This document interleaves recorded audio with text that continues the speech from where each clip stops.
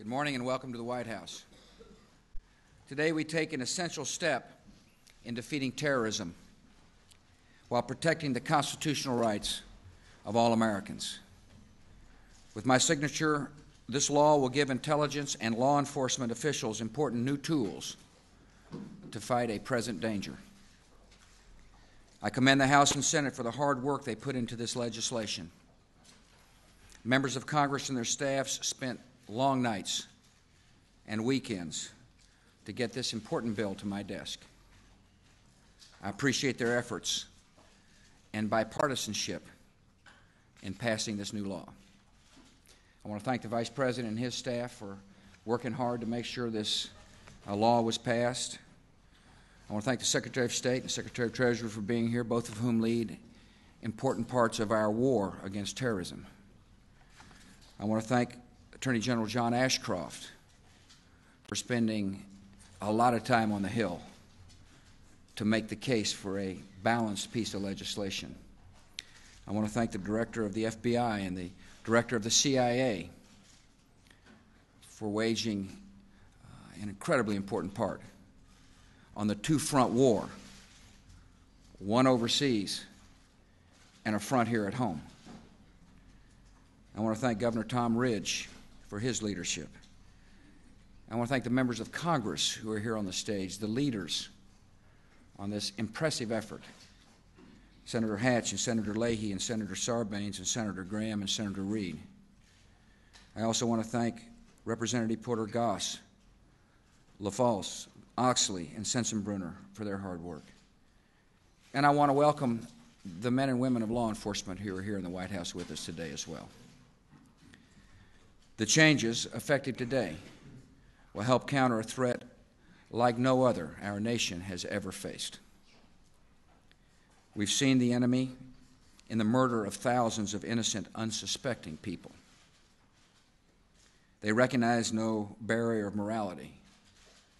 They have no conscience. The terrorists cannot be reasoned with. Witness the recent anthrax attacks through our Postal Service. Our country is grateful for the courage the Postal Service has shown during these difficult times. We mourn the loss of the lives of Thomas Morris and Joseph Cursine, postal workers who died in the line of duty, and our prayers go to their loved ones. I want to assure postal workers that our government is testing more than 200 postal facilities along the entire eastern corridor that may have been impacted, and we will move quickly to treat and protect workers where positive exposures are found. But one thing is for certain: these terrorists must be pursued, they must be defeated, and they must be brought to justice.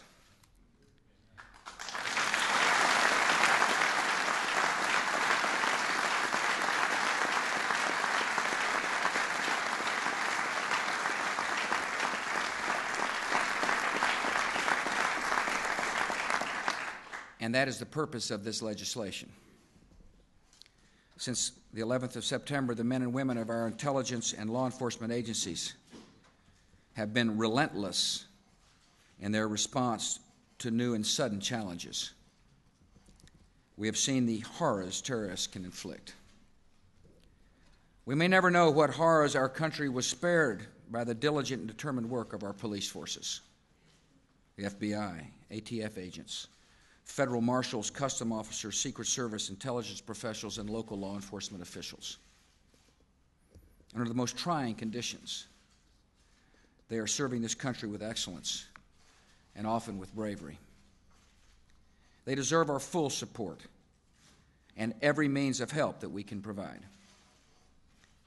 We're dealing with terrorists who operate by highly sophisticated methods and technologies, some of which were not even available when our existing laws were written. The bill before me takes account of the new realities and dangers posed by modern terrorists.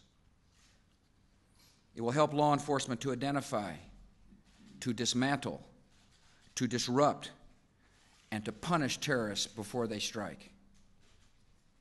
For example, this legislation gives law enforcement officials better tools to put an end to financial counterfeiting, smuggling, and money laundering. Secondly, it gives intelligence operations and criminal investigations the chance to operate not on separate tracks, but to share vital information so necessary to disrupt a terrorist attack before it occurs. As of today, we're changing the laws governing information sharing. And as importantly, we're changing the culture of our various agencies that fight terrorism. Countering and investigating terrorist activity is the #1 priority for both law enforcement and intelligence agencies.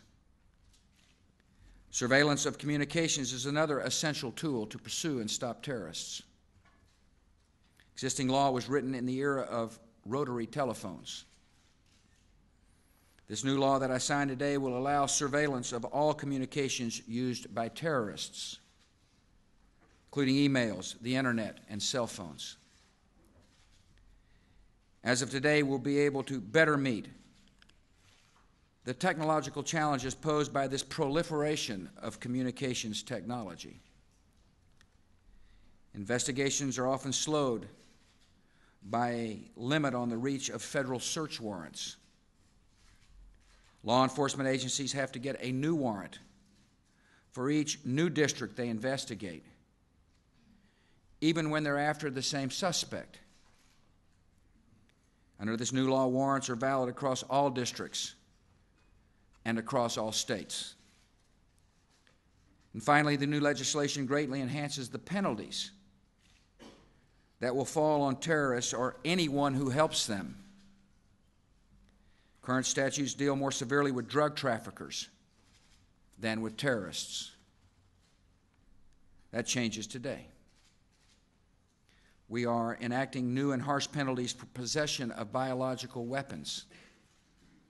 We're making it easier to seize the assets of groups and individuals involved in terrorism. The government will have wider latitude in deporting known terrorists and their supporters.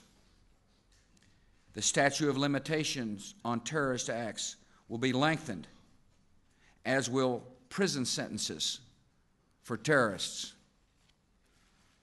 This bill was carefully drafted and considered, led by the members of Congress on this stage and those seated in the audience. It was crafted with skill and care, determination, and a spirit of bipartisanship for which the entire nation is grateful. This bill met with overwhelming agreement in Congress because it upholds and respects the civil liberties guaranteed by our Constitution. This legislation is essential not only to pursuing and punishing terrorists, but also preventing more atrocities in the hands of the evil ones. This government will enforce this law with all the urgency of a nation at war. The elected branches of our government and both political parties are united in our resolve to find and stop and punish those who would do harm to the American people. It is now my honor to sign into law the USA Patriot Act of 2001.